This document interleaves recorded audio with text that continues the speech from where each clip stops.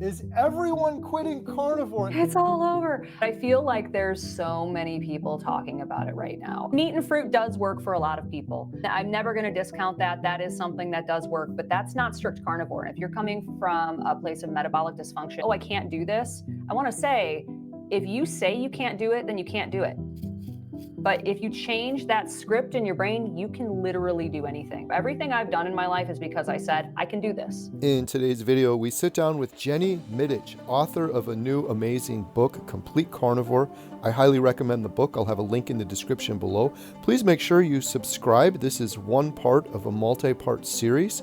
I'm excited to share I will be at Meatstock 2026 in Gatlinburg, Tennessee, May 2nd to May 3rd, and you can join us there. The lineup is incredible. If you haven't gone to a conference before, this is the ultimate carnivore conference. Everybody's going to be there. Dr. Barry, Dr. Chafee, Dr. Ben Bickman's going to be there, Dr. Berg, Michaela Peterson, Callie Means. The lineup is too long to list, and yours truly will be there too. You can get $50 off right now using promo code HealingHumanity. Special link in the description below. Learn more at meatstockconvention.com. Jenny, I have a question for you.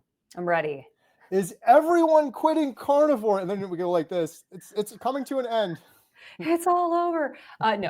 No, but I feel like there's so many people talking about it right now. I saw just scrolling through my YouTube feed, probably like 6 or 7 videos about it. So I figured gotta talk about it too. So I made my own video.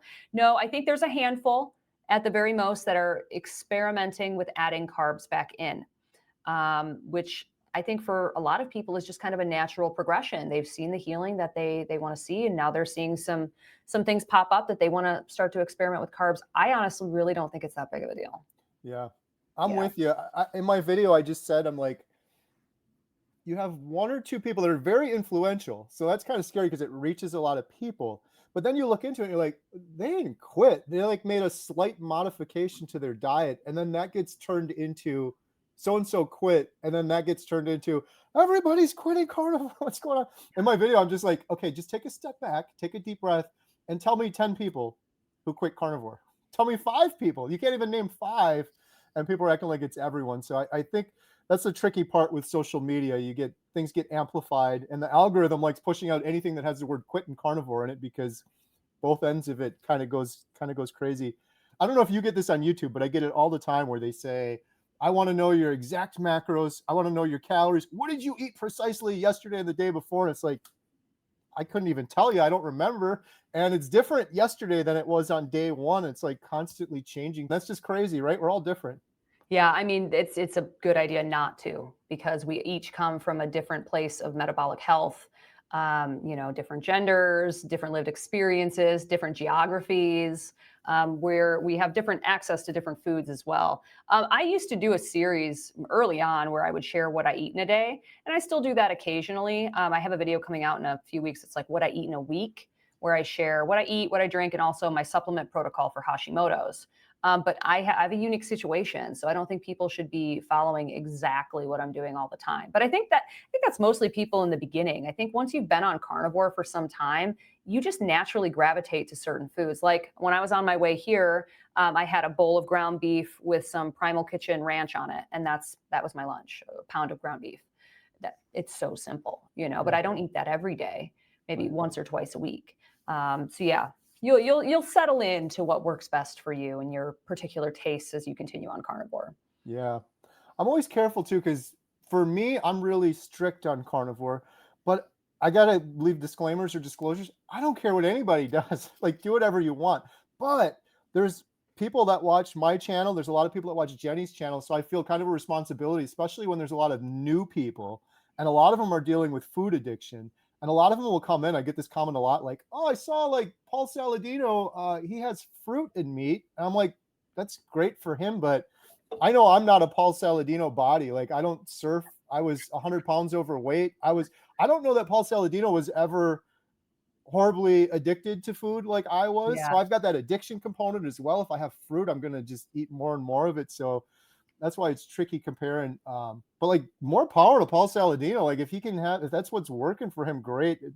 I think sometimes we put too much weight in what other people are doing when they're completely. I used the analogy of cars the other day. I'm like, when I started carnivore, I was a broken down dump truck on the side of the road. And then I look out the window and Paul Saladino is driving by in a Ferrari. Like, what am I going to take the Ferrari tires and put them on my dump truck? That doesn't make any sense. It's completely different. We shouldn't be comparing those things. Yeah, yeah, no, completely. I mean, I've never been a Ferrari in my life, hoping to be someday. Right? But no, it's different for everybody for sure. And meat and fruit does work for a lot of people. I'm never going to discount that. That is something that does work, but that's not strict carnivore. And if you're coming from a place of metabolic dysfunction, high blood sugar and blood pressure, overweight, having 200 grams of carbs per day in the form of fruit is not a great idea.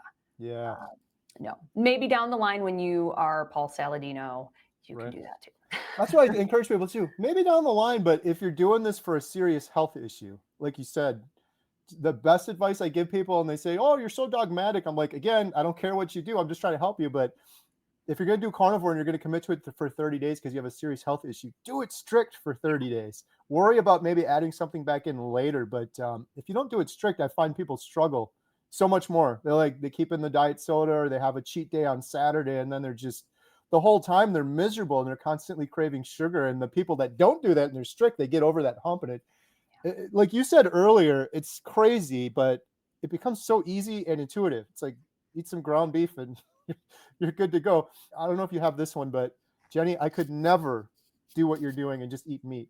I used to say that about this myself. That Yeah. was my number one thing. There's no way. I like salads. I like to eat fruit. I just couldn't imagine it either until you do it. You just have to jump in and try, and then the whole world opens up to you. I think a lot of people are like, oh, it's so restrictive. I actually like that there's not a ton of choices because it's freeing. I can very quickly be like, okay, I'm gonna have wings, I'm gonna have a steak, I'm gonna have ground beef. And that's just like 3 or 4 days worth of food. And I'm done. I don't have to make side dishes. I don't have to think, what goes well with this and blah. I just eat one thing and I'm done. Yeah. That's incredibly freeing for me. But yeah, I couldn't imagine. I couldn't Right. imagine that I'm 3 years carnivore. What? Right. Crazy. Wild. It's the same Wild. thing. I never could have wrapped my brain around it before. And I totally get it when people say, I can't imagine doing it. It's one of those things where it's like, you got to just try it because we can't explain it to you. But it feels like a switch went off at some point for me where I was no longer eating food for entertainment. It's just like, oh, I eat some ground beef and I'm full and I'm full of energy and I feel incredible and I don't think about it anymore. Exactly. It's a whole different world, but you got to kind of experience it to understand. It's just gets me when people say, I could never imagine doing that. I could never do it. And then in my head, the honest truth is it's literally the easiest thing ever after you get over the hard part and the hump, which um, kudos to you because that's crazy. You went through a lot of suffering and you stuck to it. A lot of people would have quit after several weeks of suffering like you went through. Yes, I'm very stubborn, Carrie. I had a goal. I committed to 30 days. I wanted the data. I wanted to see what would happen. And I'm really glad that I stuck with it. The whole thing about like, oh, I can't do this. I want to say, if you say you can't do it, then you can't do it. But if you change that script in your brain, you can literally do anything. Yeah. That's just like one of those secrets about life that is 100% true. Everything I've done in my life is because I said, I can do this. And I Right. made that decision in my head. I gave myself permission and then I did it. Yeah. And that wasn't a linear path. It was always, there's problems along the way, but that's part of the journey. So get that script out of your head, get that word out of your head. Can't. You can Yeah. do anything you want to do. Yeah, absolutely. I love it. And the last thing I'll say on this is it goes by so much quicker than you think. When you say, I'm going to do carnivore for 30 days, 60 days, 90 days, it seems like, oh, this is crazy. What a commitment. 60 days. When you're on day 61, it's just like that. It goes by so quick, especially in the grand scheme of your whole life. I just imagine for people they chicken out and they don't do it. And then it's like, okay, now where are you 5 years from now? Doing whatever you were doing that made you consider carnivore in the first place. Where are you going to be 20 years from now? And then you're going to be at the end of your life, like never feeling this good. One of the reasons I'm passionate about it, because I can't imagine going my whole life and then getting to the end of life and just being in that brain fog, stupor, depressed, anxious, just feeling like crap. Such a waste if you're alive and you go your whole life never getting to feel this good. I feel cheated that I didn't get to feel this good living up to this point. So see people that are never going to experience it, it's kind of crazy, but it goes by a lot quicker than you think. It really does. It really does. I mean, just drop in the bucket. Like, I think of it like, okay, how long did it take you to get to where you are today with all of these metabolic health problems, just doing something for even just 90 days, it seems like a long time at the beginning, but when you experience all the healing and you start to feel better and you realize like, oh, this could be a lifestyle change Yeah. for me. Worth it. Worth it. You Right. just got to get over that mental block. It's really not that long, and it really does go super fast. That's such a great way to put it in perspective too. Like I started at 42, so it's 42 years of damaging and ruining my body. And it's like one of the only things in life now that I'm thinking about it where the math just doesn't work out. Like the healing, it should have proportionally taken a lot longer. And there was things I was noticing so quickly that by all reasonable accounts shouldn't have happened that quickly, but it's not unusual to me. I mean, different things take longer and people have to heal and everyone's on a different journey. And I was very blessed to get a lot of healing early, but so many people I talk to, it's just like within 3 weeks, they're noticing a whoa, something's different kind of moment. Yeah, I After think it's when all 40 the years. inflammation lifts. Yeah. The brain, the body, those are the things that people notice the most. I mean, the mental health stuff, it's amazing how quick that improves. Yeah. Literally amazing. When we've been told our entire lives that it's chronic, we're going to suffer for the rest of our lives, and we, take this pill and this pill and this pill.